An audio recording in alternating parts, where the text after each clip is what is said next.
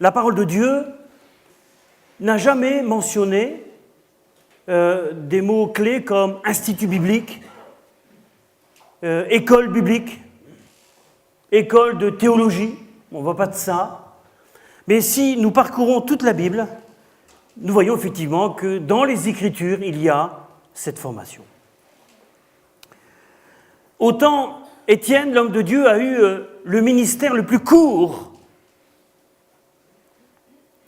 puisqu'il a terminé directement dans la gloire de Dieu, autant nous voyons des épisodes dans la Bible qui ressemblent à des formes de formation théologique, école d'évangélisation, école d'édification, école d'encouragement, école d'écoute, école de compassion. J'avais abordé la dernière fois, et je n'en ai pas terminé avec vous dans ce domaine-là, au niveau des dons qui sont inclus dans l'Église. Je reprendrai ça beaucoup plus tard, mais je vais vous donner ici, juste ouvrir une fenêtre, en quelque sorte, sur la manière dont le Seigneur a préparé ses collaborateurs, non pas pour le présent uniquement, mais pour l'avenir. Est-ce que nous avons la foi ce matin que cette assemblée a un avenir profond, lointain, un avenir de foi? Moi, je le crois. Il y a un épisode dans la parole de Dieu, et vous le connaissez tous, pour ceux et celles qui sont assidus à lire la Bible, la multiplication des pains. Ce n'est pas écrit la division, ce n'est pas écrit la soustraction, c'est écrit la multiplication. Marc 8, je vais prendre ce texte avec vous. Marc 8, à partir du verset 1, il est écrit ceci. En ces jours-là, une foule nombreuse s'était de nouveau réunie et n'avait pas de quoi manger. Jésus appela les disciples, et leur dit « Je suis ému de compassion pour cette foule, car voilà 3 jours qu'ils sont près de moi et ils n'ont rien à manger. Si je les renvoie chez eux à jeun, les forces leur manqueront en chemin, car quelques-uns d'entre eux sont venus de loin. » Ses disciples lui répondirent « Comment pourrait-on les rassasier de pain ici, dans un lieu désert ?» Jésus leur demanda « Combien avez-vous de pain ?» 7, répondirent-ils. Alors il fit asseoir la foule par terre, prit les 7 pains et, après avoir rendu grâce, il les rompit et les donna à ses disciples pour les distribuer, et ils les distribuèrent à la foule. Ils avaient encore quelques petits poissons, et Jésus, ayant rendu grâce, les fit aussi distribuer. Ils mangèrent et furent rassasiés, et l'on apporta 7 corbeilles pleines de morceaux qui restaient. Ils étaient environ 4000. Ensuite, Jésus les renvoya. Amen. Que de richesse dans ce texte. Premièrement, moi je vois là une école illimitée, une formation discontinue pour préparer ses collaborateurs à découvrir certains départements qu'ils vont devoir mettre en place dans leur vie chrétienne, dans leur ministère, dirais-je, et dans leur action. Premièrement, il y a une foule qui est là, rassemblée. Jésus détecte une foule. Moi, ce matin, je vois une petite foule.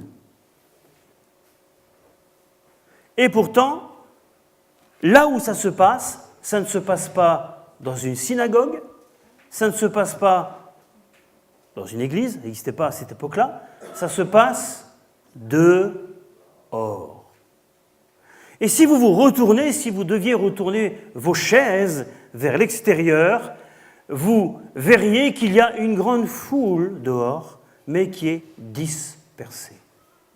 Comment pourrions-nous converger vers une foule dispersée? Comment toucher leur cœur? Comment leur parler? Ici, c'est facile. Vous bougez, vous vous retournez, on est là.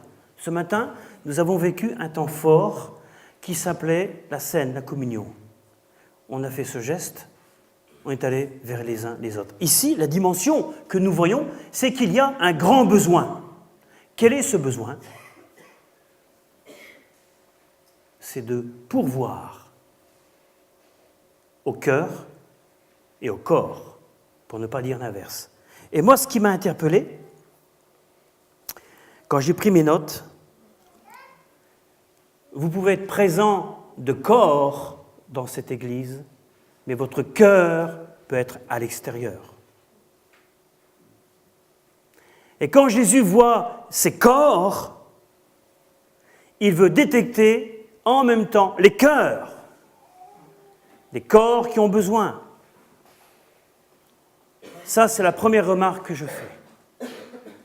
Seigneur, ce matin, suis-je présent de cœur ou de corps, ou les deux en même temps, de corps et de cœur? De corps, afin qu'on puisse se laisser toucher par les autres. Alléluia. De cœur, pour que le Seigneur nous touche en même temps.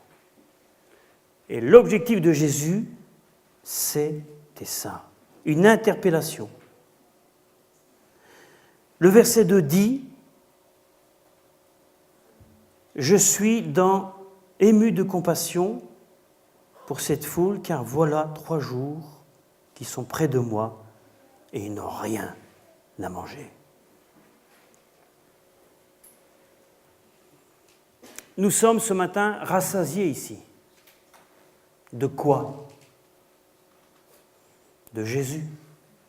À moins que quelqu'un est entré ici et n'est pas du tout rassasié, n'a rien reçu.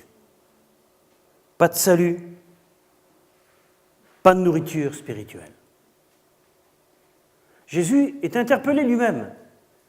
Il est interpellé. Il est même corrigé, en quelque sorte, dans son humanité, en voyant qu'autour de lui, ça fait 3 jours qu'il y a des personnes qui n'ont rien à manger. Seigneur, en tant que chrétien engagé, est-ce que je suis capable de discerner ceux qui sont autour de moi et qui ont le cœur vide et qui n'ont rien à manger?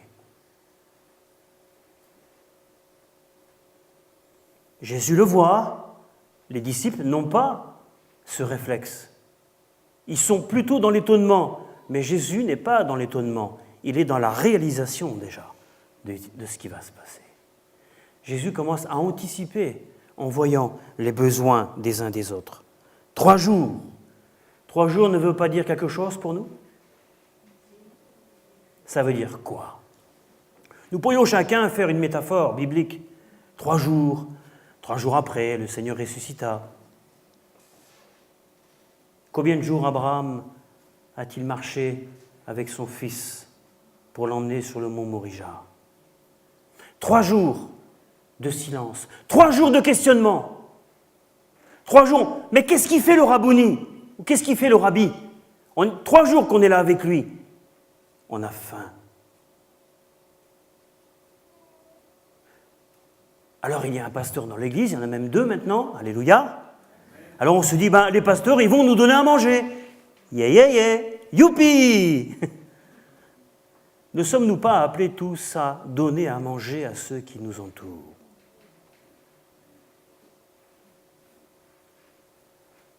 Quelquefois, nous abordons des sujets qui n'ont aucun rapport avec les besoins du frère ou de la sœur. Alors on se dit quand même, 3 jours, attendre que la vie vienne, 3 jours, avant que le miracle, la bénédiction ne tombe. Seigneur, que chaque jour que tu fais soit un jour de bénédiction pour moi. Combien de temps allons-nous faire attendre le Seigneur? Et on continue comme ça. Le verset 3 dit « Si je les renvoie chez eux à jeun, les forces leur manqueront en chemin, car quelques-uns d'entre eux sont venus de loin. » Jésus regarde non pas seulement le présent de ta vie, il voit ton passé. Il sait de où tu viens. Il sait de quelle manière tu as parcouru ta vie personnelle. Ici, on n'a pas besoin de tout savoir dans l'Église. On va plus regarder à ce que Dieu fait, mais on ne va pas aller fouiller, comme disait notre cher pasteur Alexander Barkouchi, on ne va pas aller fouiller dans la tête, on va s'abaisser aux pieds des chrétiens, et puis on va commencer à laver les pieds des uns des autres et on va bénir. Combien sont ceux parmi nous qui sont venus de loin, de très loin, pour recevoir la bénédiction de Dieu? Nous ne connaissons pas les parcours des uns des autres. C'est pour cela que de temps en temps, le vendredi soir, nous ouvrons un témoignage d'un parcours de vie. Nous avons besoin d'aller beaucoup plus loin. Il y a 4000 personnes qui sont là. On n'est pas 4000 ce matin. Ça serait impossible à gérer. Mais nous sommes déjà suffisamment pour qu'il y ait du travail pour tous et d'aller soutenir nos frères et sœurs dans la ville. Il y a un projet actuellement qui est mis en exergue, qui s'appelle « Bouge ta ville, bouge ta région, bouge ta rue ». Moi je dirais aussi « Bouge ton église ». Il y a tellement de besoins en interne. Il y a besoin de personnes qui sont seules, qui font face à des difficultés. On n'a pas le réflexe d'aller les voir et leur dire « Mais si on se mettait ensemble pour venir t'aider dans tes besoins ». Et Jésus, là, il détecte, il dit « Ils sont venus de loin. Ils sont venus de la souffrance. Certains ont eu des vies cassées, brisées, et ils viennent aux pieds de Jésus. » Les disciples ne voient pas encore ça. Ils sont toujours dans l'étonnement, dans l'expectative. Et bien souvent, nous sommes plus dans l'expectative que dans l'action. Il faut l'admettre. Nous regardons, puis on se dit, bon, on va prier pour toi, on rentre chez soi, et tout va bien, il n'y a aucun souci, puis on se retrouve le dimanche d'après.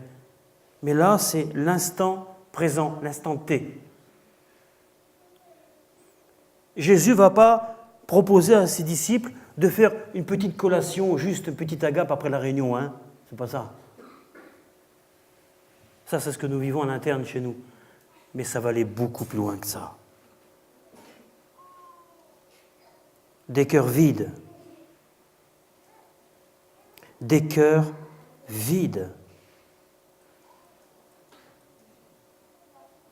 Ils sont venus de loin. De quelle manière ils vont rentrer à la maison?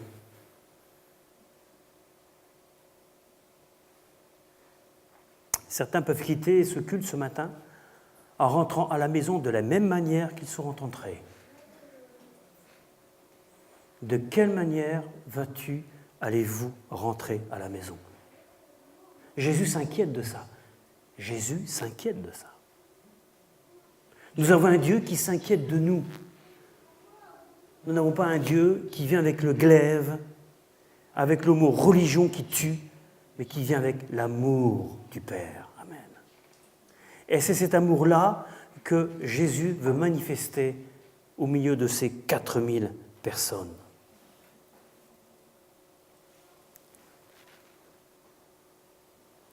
Ils sont venus de loin, dans le passé. Encore une fois, ils viennent avec un corps et un cœur. Je voudrais qu'on puisse comprendre ce matin que le service auquel Dieu nous appelle n'est pas seulement réservé à l'intérieur, mais à l'extérieur de l'Église locale. Et nous avons tous, vous et moi, une mission à accomplir. Le Seigneur veut que vous repartiez chacun avec les forces de la puissance de Dieu et non avec de la faiblesse. Dieu voit des hommes et des femmes faibles quand ils se manifestent là, dans ces pains qui vont être préparés. Nous avons des personnes faibles qui sont au milieu de nous et qui ont besoin de retrouver de la vigueur, de la force, de la foi, tout ça par grâce. Quel est notre rôle? Quelle est notre responsabilité? À quoi sommes-nous appelés dans ce cadre-là? Que faisons-nous? Quelle est notre part? Où est la bénédiction de Dieu?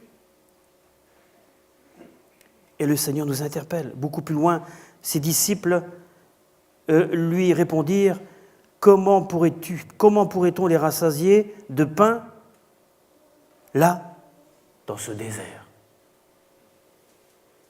Qu'est-ce que cela signifie? Quelle leçon je vais tirer de ce petit verset important? Comment pourrait-on les rassasier de pain ici, dans un lieu désert? Première chose, est-ce que vous êtes dans un lieu désert? Réponse. Question pour un champion.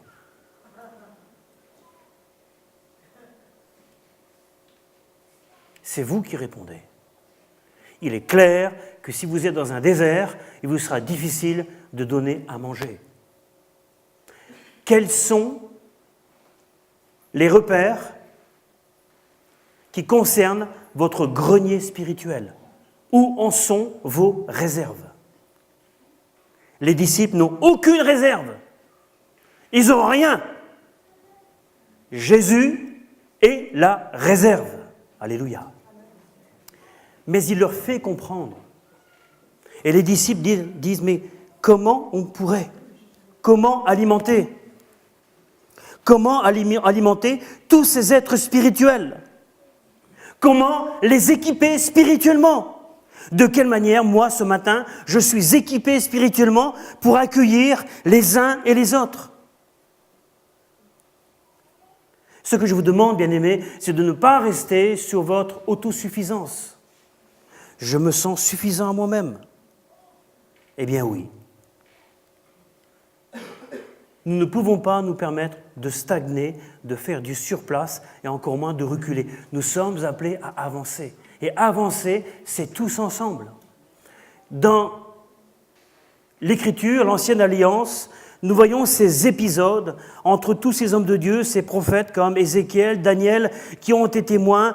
Une fois, le temple était reconstruit, les ustensiles étaient remis. Une fois, il y a eu du pillage, les mauvais rois ont mis des idoles, on a remis tout ce qui était image, et c'était reparti pour l'an 40, dirais-je.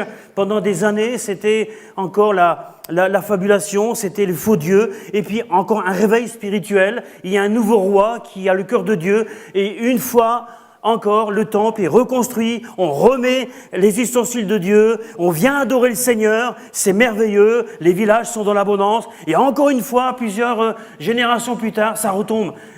C'est pas ça que Dieu veut. Quelle est l'image de l'Église aujourd'hui?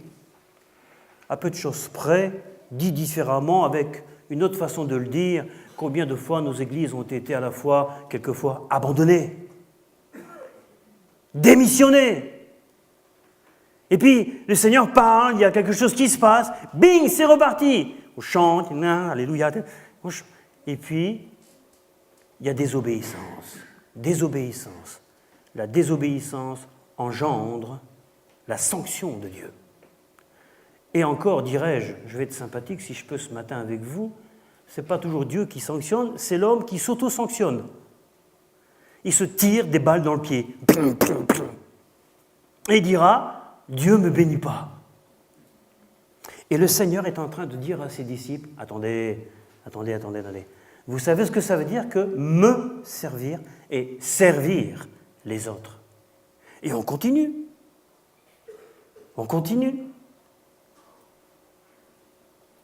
Le verset 5 dit, Jésus leur demanda, combien avez-vous de pain?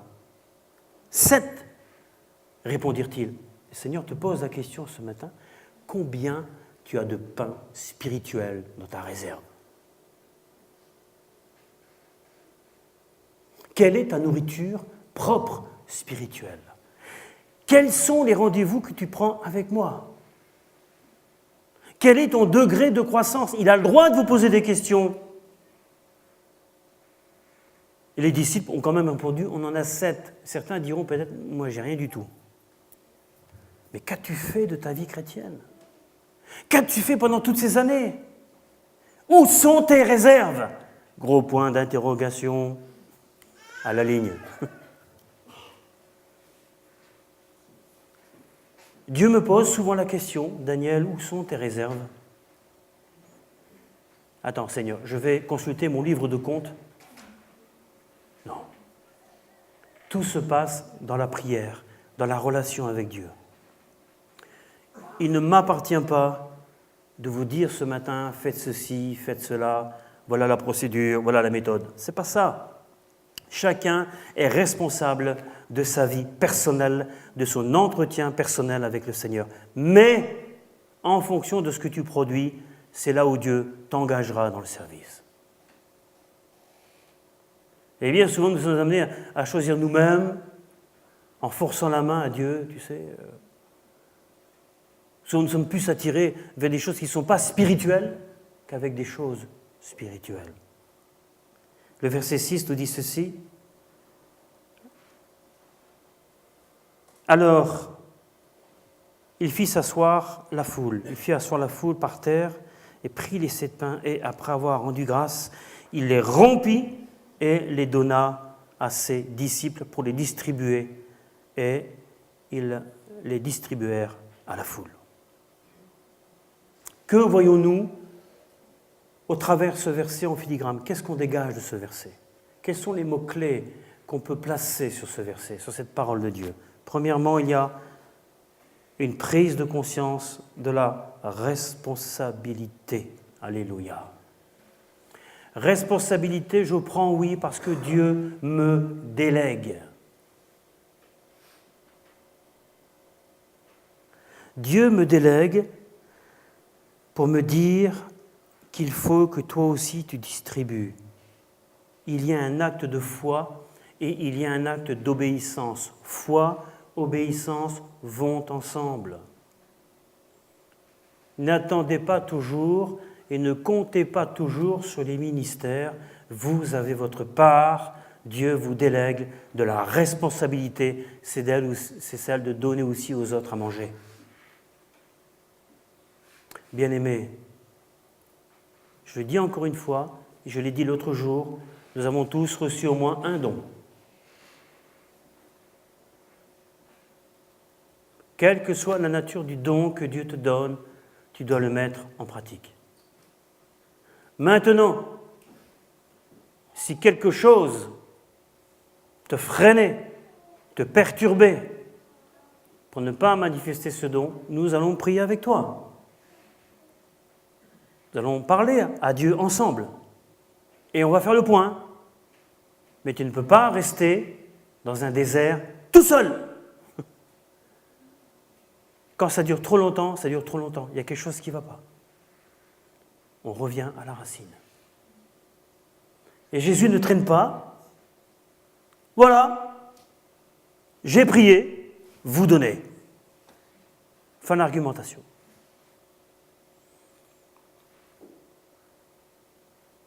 C'est trop facile. C'est facile. On peut le faire. Par la foi et dans l'obéissance. Il y a une condition. Et la question est posée ici pour toi. Est-ce que tu aimes l'Église?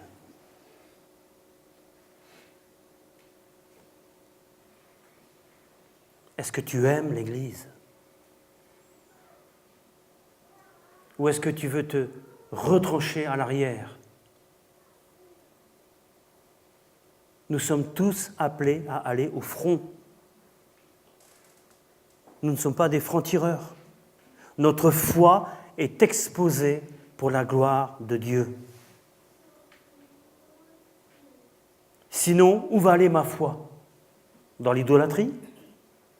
Dans les images? Comme ceux et celles qui ont vécu ça dans l'Ancien Testament? Qui vont se laisser détourner à cause de leur faiblesse? Leur manque de structure interne, manque de conviction.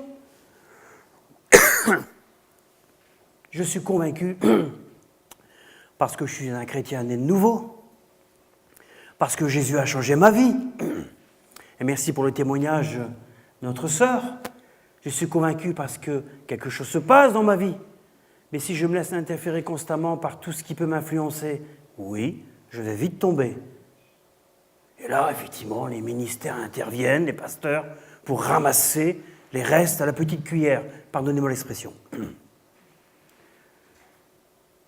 Seigneur, donne-nous d'avoir une croissance normale dans l'Église. Alléluia. Et je continue, le verset 7 dit, ils avaient encore quelques petits poissons, et Jésus ayant rendu grâce, les fit aussi distribuer. Tiens, c'est bizarre, Jésus il rend 2 fois grâce. Ah bon? Souvent, nous sommes à la maison, à le midi, nous partageons le repas, pour ceux qui sont entrés dans cette façon de faire. Seigneur, merci pour le repas que tu donnes. Alléluia, gloire à Dieu. Et souvent, mes enfants, quand ils priaient, c'était toujours pratiquement un petit peu la même chose. Seigneur, merci pour le repas, bénis les malheureux.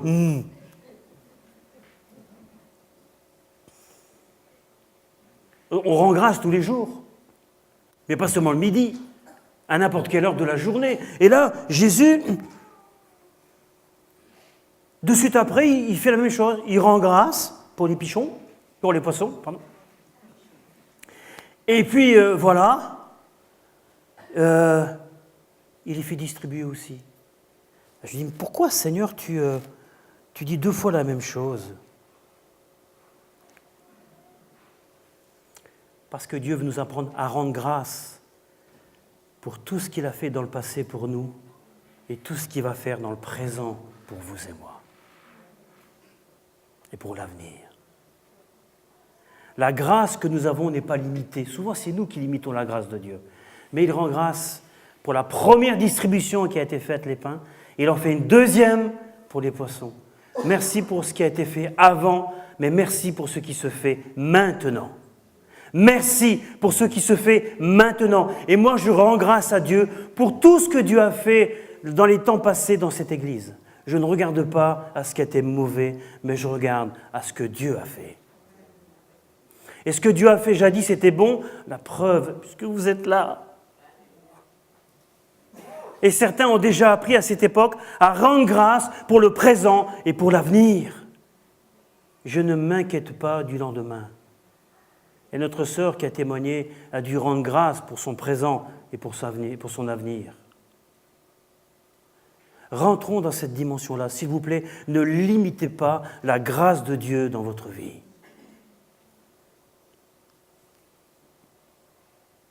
Rendre grâce pour aujourd'hui. Et je vais arriver à la fin de cette méditation. Le verset 8 dit ceci. Ils mangèrent et furent rassasiés, et l'on emporta 7 corbeilles pleines des morceaux qui restaient. Dieu vous demande, à moi, à vous, à toute l'Église, de participer à la bénédiction abondante qu'il prépare. Dieu fait prolonger sa providence au milieu de nous. Alléluia. Au milieu des siens. Nous faisons partie de la famille de Dieu. Vous vous souvenez de ce chant qu'on a chanté? Oui, nous faisons partie de la famille. Qui connaît pas ça? Bon, on va faire un cours pour toi. Qui connaît ça? Oui, nous faisons partie de la famille de Dieu. Et le Seigneur apporte l'assurance qu'il est un Dieu qui pourvoit à toute chose. À toute chose. La seule différence, bien-aimés, quand il est écrit ici qu'il restait des morceaux de pain, Dieu va plus loin que ça. Nous ne sommes pas appelés à avoir des morceaux de bénédiction, nous sommes appelés à avoir des bénédictions complètes. Notre Dieu n'est pas fragmenté, il est complet, notre pain est complet. Notre Dieu, c'est du pain béni, alléluia. Et nous mangeons ce pain béni. Et la signature, bien sûr, le verset 9, ils étaient environ 4000. Ensuite, Jésus les renvoya. Maintenant, Jésus peut leur dire, rentrez à la maison, vous êtes bénis, vous êtes équipés spirituellement. Alléluia. Seigneur, je veux rentrer à la maison ce midi, équipé spirituellement. Je ne peux pas me permettre de rentrer avec des haillons. À force de passer mes habits dans la machine à laver spirituelle, ça rétrécit. Quand je marche, mon pantalon spirituel se remonte. Ça commence à être délavé. les couleurs sont plus belles. Renouvelle mon vêtement, Seigneur. Relève la qualité de ma vie spirituelle. Renouvelle mon équipement. Redonne-moi les ustensiles, les saints ustensiles qui servent mon cœur de serviteur et de servante. Alléluia. Nous avons besoin de ça. On va prier quelques instants. Juste. Nous sommes combien ce matin? Je ne sais pas, moi, une petite centaine, je ne sais pas. Eh bien, que cette fraction du peuple de Dieu reparte avec un équipement complet. Alléluia.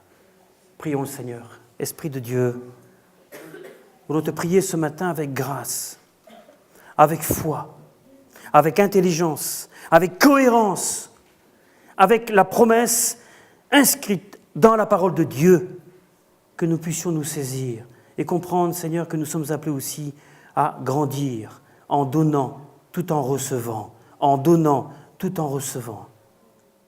Et si quelqu'un ce matin était touché par cette...